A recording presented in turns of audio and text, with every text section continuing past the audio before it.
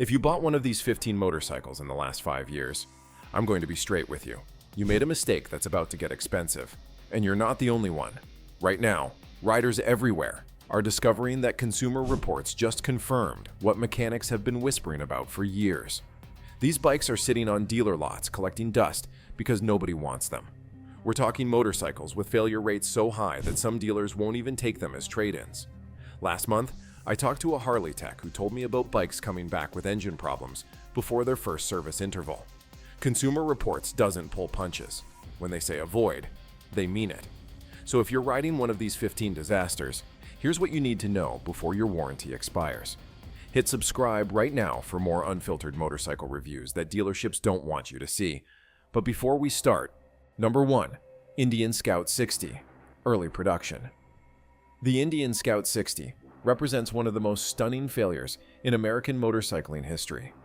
When Polaris revived the Indian brand, enthusiasts were ecstatic, but what they delivered with early Scout 60 models was nothing short of catastrophic. The problems began with corporate cost-cutting that gutted quality control. First-year production bikes suffered from fundamental manufacturing defects that should never have left the factory. Oil pump failures became so common that dealers started stocking replacements as routine inventory. One service manager told me they were replacing oil pumps on nearly 40% of first-year models under warranty. The cam chain tensioners were another disaster point. Riders would hear that distinctive rattle, only to discover repairs costing thousands because tensioner failures often damaged the entire valve train. Complete engine replacements weren't uncommon, with some owners reporting total failures under 5,000 miles. The electrical systems weren't any better. Stator failures left riders stranded, sometimes with catastrophic battery discharge that damaged other components. Dashboard units would go dark without warning, and ECU failures required complete reprogramming. Even basic assembly quality failed to meet standards. Bikes arrived at dealerships with misaligned panels, inconsistent paint finish, and fasteners that weren't properly torqued. One owner documented 27 separate quality issues on delivery day. Consumer Reports gave the early Scout 60 its lowest reliability rating ever for an American motorcycle, citing a 68% probability of significant mechanical failure within the first 10,000 miles. The situation grew so dire that owners organized class action lawsuits, eventually forcing Indian to extend warranties and initiate a quiet buyback program for the worst affected bikes. Number 2. Confederate Motors, Combat/Wraith. Confederate motorcycles epitomize the saying, all show, no go. These $200,000 plus hand-built machines promised exclusivity and cutting-edge design, but delivered reliability worse than budget motorcycles. The primary issue stemmed from Confederate's limited production capabilities. With each bike essentially being a prototype, quality control was virtually non-existent. One owner reported his $250,000 Wraith needed 7 separate returns to the factory during the first year of ownership. The proprietary S and S engines were powerful but problematic. Overheating issues plagued early models, with cylinder head temperatures exceeding safe operating ranges during normal riding conditions. Cooling solutions were inadequate, leading to warped heads and blown gaskets. The custom-fabricated exhaust systems frequently cracked at mounting points due to vibration. Confederate's electrical systems were cobbled together from various automotive and motorcycle components without proper integration. Voltage regulator failures were common, and owners reported mysterious battery drains that required specialized diagnosis. Service support was virtually non-existent outside the factory. When Confederate changed ownership multiple times, many owners found themselves with effectively orphaned motorcycles.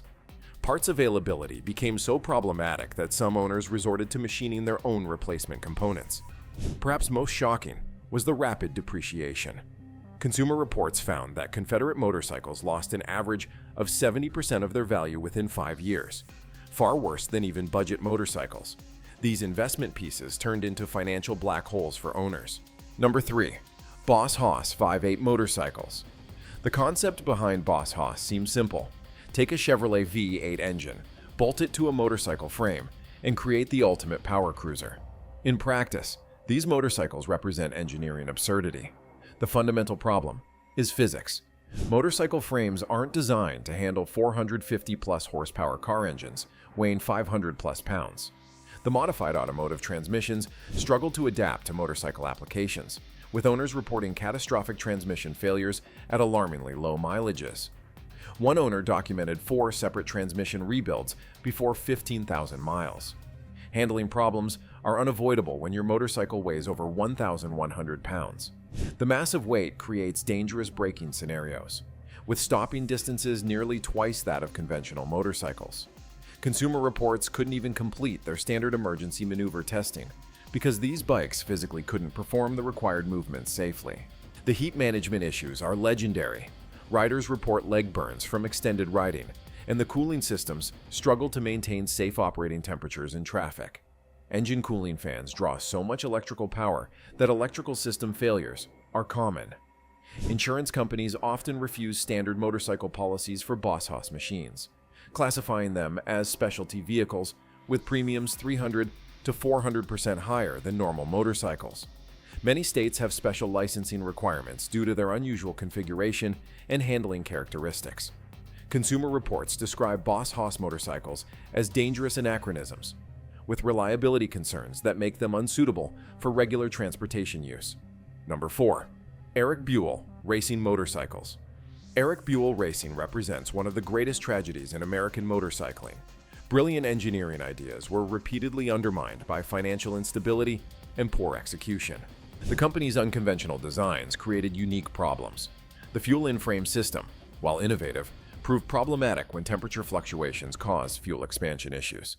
Owners reported fuel leaks at frame junctions and contamination in fuel delivery systems.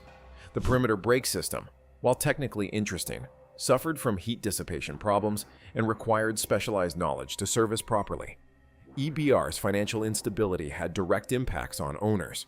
When the company filed for bankruptcy in 2015, thousands of owners found themselves with no factory support, limited parts availability, and warranties that were essentially worthless. One dealer told me they had to turn away EBR owners because they literally couldn't get parts at any price. Even basic maintenance became complicated.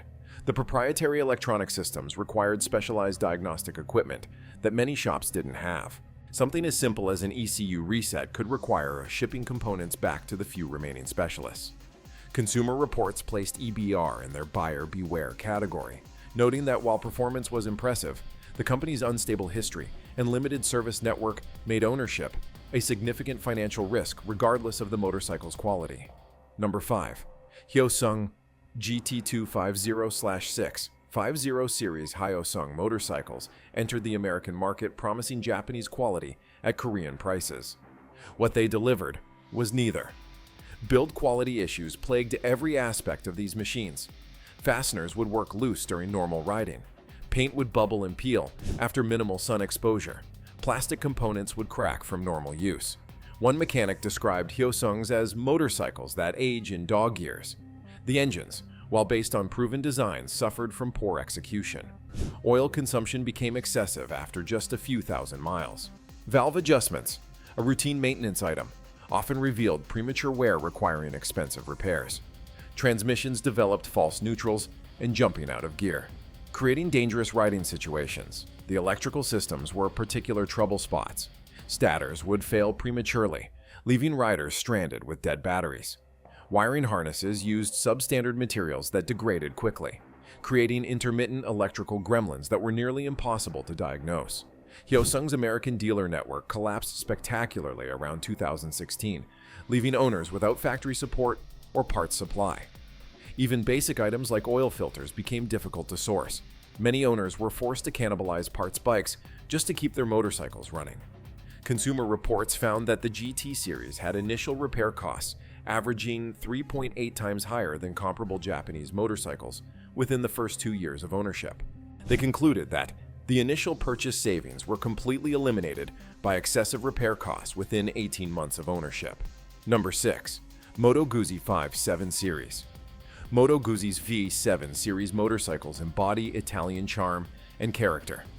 Unfortunately, that includes Italian reliability problems. The transmission issues are legendary. Owners report notchy shifting, difficulty finding neutral, and in worse cases, complete transmission failures, requiring case splitting and rebuilds. The dry clutch system, while providing that distinctive Italian sound, wears prematurely and creates adjustment headaches for owners and mechanics alike. The longitudinal crankshaft and shaft drive system, while distinctive, create their own problems. The drive shaft universal joints require precise maintenance, and failures can cause catastrophic damage to the final drive. One dealer service manager told me they see at least one V7 per month with drive shaft-related issues. Fuel system problems plague both carbureted early models and fuel-injected later versions. The carburetors required frequent cleaning and adjustment, while the injection system suffered from poor mapping and sensor failures.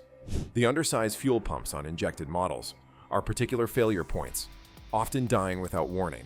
Electrical gremlins are part of the ownership experience. Charging system output is barely adequate when new, and any degradation leads to discharged batteries and starting problems. The gauge clusters suffer from moisture intrusion issues that cause erratic readings and complete failures. Consumer Reports placed the V7 series near the bottom of their classic bike category, noting that while the motorcycles had distinctive character, they required owner mechanical aptitude and frequent attention to remain reliable. They estimated maintenance costs at 2.6 times higher than comparable Japanese retro bikes. Number 7. KTM 990 Adventure. KTM built its reputation on hardcore off-road motorcycles, but their adventure bikes reveal significant reliability compromises. The 990 Adventure's most critical issues revolve around heat management. The V-twin engine generates enormous heat, and the cooling system struggles to manage it in real-world conditions. Riders report overheating in traffic, during slow off-road sections, and in hot climates. This excessive heat leads to warped cylinder heads, blown head gaskets, and in extreme cases, complete engine failures. The fueling system compounds these problems. Early models suffered from erratic throttle response due to poor mapping, creating dangerous situations in technical off-road sections. KTM issued multiple recalls for mapping updates, but many owners report the problems were never fully resolved. Electrical vulnerability becomes a serious concern when riding in remote areas. The wiring harnesses and connectors aren't properly sealed against water and dust ingress. Many owners report mysterious electrical failures after water crossings or riding in rainy conditions. The dashboard displays are particularly prone to failure, often developing dead pixels before completely failing. Parts availability creates another challenge. KTM's dealer network isn't as extensive as Japanese manufacturers, leading to delays in repairs. One adventure rider told me his bike was sidelined for 7 weeks, waiting for a replacement ECU. Consumer Reports ranked the 9900 Adventure last in reliability among adventure motorcycles, noting that while performance was impressive, the motorcycle had critical reliability concerns that make it unsuitable for remote adventure riding without extensive preparation and backup plans. Number 8. Zero electric motorcycles. Early models. Zero pioneered electric motorcycles, but their early models reveal the growing pains of emerging technology. Battery technology limitations created the primary problems. Early Zero batteries degraded rapidly, with some owners reporting 30% capacity loss within just 2 years. This translated to diminishing range that made the motorcycles increasingly impractical. Replacement battery packs cost $8,000 to $10,000, often exceeding the resale value of the entire motorcycle. Software issues compounded these hardware limitations. Early Zero models required dealer updates that sometimes bricked the motorcycles, requiring factory reset procedures. Some updates even reduced performance or range in attempts to address reliability issues, creating customer backlash. Build quality problems were evident throughout. Water intrusion affected controller units and battery compartments, sometimes causing catastrophic failures. Connector corrosion became a common issue, creating intermittent electrical problems that were difficult to diagnose. Even basic components like switches and throttle sensors failed prematurely. Consumer Reports created a special testing methodology for electric motorcycles, finding that early Zeros had significant reliability concerns beyond normal early adoption technology issues.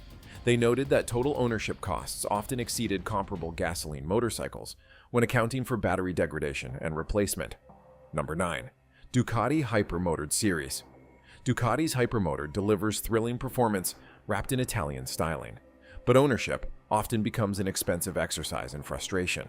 The desmodromic valve system, while innovative, creates significant maintenance burdens. Unlike conventional motorcycles that can go 15,000 plus miles between valve adjustments, Hypermotards require expensive valve services every 7,500 miles. These services require specialized tools and expertise, with costs routinely exceeding $1,200 to $1,500. Heat management failures plague the tightly packaged design. Engines run extremely hot, particularly in urban environments where the motorcycles are often ridden. This excessive heat accelerates wear on components, affects rider comfort, and in extreme cases can cause fuel system vapor lock. The electrical systems present another weak point. Multiple recalls have addressed wiring harness issues, particularly around the steering head where repeated movement causes wire fatigue. Dashboard failures are common, often requiring complete replacement rather than repair.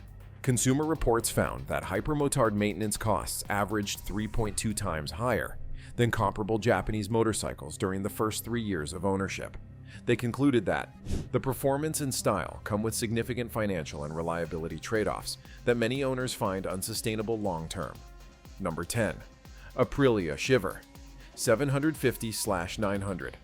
Aprilia's Shiver series promised Italian performance at a more accessible price point, but delivered reliability headaches instead. The primary challenge for owners isn't just the bikes themselves, but Aprilia's weak dealer network in North America. Many owners find themselves over 200 miles from the nearest authorized service center. Parts often require international shipping, creating weeks-long delays for even basic repairs. One owner documented a 3-month wait for a replacement ECU. Electronic fuel injection issues are particularly problematic. The ride-by-wire throttle system suffers from mapping inconsistencies and sensor failures. Owners report unpredictable throttle response, stalling issues, and limp home mode activations without clear causes. Diagnosis requires specialized equipment that many independent shops don't possess. Build quality and consistency affects both performance and appearance. Panel gaps vary widely between examples of the same model. Paint quality problems include orange peel texture and premature fading. Fasteners work loose due to excessive vibration, requiring regular checks and retorquing. Consumer Reports found significant discrepancies between European reliability data and North American owner experiences, concluding that the dealer support infrastructure significantly impacts overall reliability perceptions and repair timeframes. They estimated that North American owners experience repair delays 3.8 times longer than European counterparts for identical issues. Number 11. BMW C650 Sport/GT BMW attempted to redefine the scooter market with their C650 series, but instead created maintenance nightmares masquerading as premium transportation. The fundamental problem is overcomplicated design. What should be simple, reliable urban transportation has been engineered with unnecessary complexity. The CVT transmission, typically robust in scooters, received enhancements that created new failure points. Owners report belt failures, pulley issues, and complete transmission replacements at low mileages. Electronic systems elevate these scooters to automotive levels of complexity and problems. ABS modules fail frequently, often due to water intrusion. The traction control systems develop sensor issues that trigger warning lights and reduced functionality. The complicated dashboard units suffer from display failures that can render important information invisible. Maintenance costs shock many owners. The first major service, at 12,000 miles, typically costs $800 to $1,200, comparable to full-sized BMW motorcycles, and 3 to 4 times higher than Japanese scooters. Even routine maintenance requires specialized diagnostic equipment that most independent shops don't have. Consumer Reports created a specific premium scooter category, largely because the C650 series couldn't be fairly compared to conventional scooters in terms of complexity and maintenance requirements. They found that total 3-year ownership costs often exceeded those of much larger motorcycles. Number 12. Suzuki TU250X. Suzuki positioned the TU250X as the perfect beginner bike. Simple, affordable, and classic-looking. The reality has proven far different. The false economy begins with build quality shortcuts. Components that should last the lifetime of the motorcycle often fail within the first few years. Exhaust systems develop rust through holes. Side stand switches fail, preventing the motorcycle from starting. Electrical connectors corrode, creating intermittent problems that are difficult to diagnose. Performance inadequacy creates safety concerns. While adequate around town, The TU250X struggles on highways, often unable to maintain safe passing speeds or climb steep grades while maintaining pace with traffic. This puts new riders in potentially dangerous situations when they need to accelerate quickly. Fuel economy, which should be a highlight for a 250 cubic centimeter motorcycle, often disappoints owners. Many report 55 to 60 miles per gallon in real-world conditions, not significantly better than more powerful motorcycles, and far below the advertised figures. This is typically caused by carburetor issues that develop over time.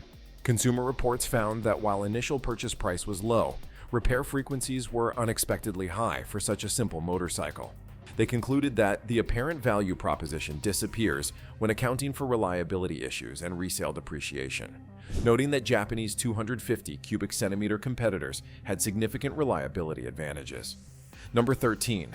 Victory Vegas/Hammer Victory motorcycles represent one of the most stunning corporate failures in recent motorcycle history, with the Vegas and Hammer models bearing the worst of the problems. The root cause was Polaris corporate mismanagement. Despite building some genuinely innovative motorcycles, Victory never received adequate R&D investment.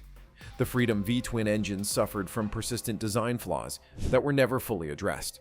Overheating issues in traffic led to premature wear and, in extreme cases, engine seizure. Cam chain tensioners failed regularly, often causing catastrophic engine damage when they did. Transmission problems required complete rebuilds, typically between 20,000 to 30,000 miles.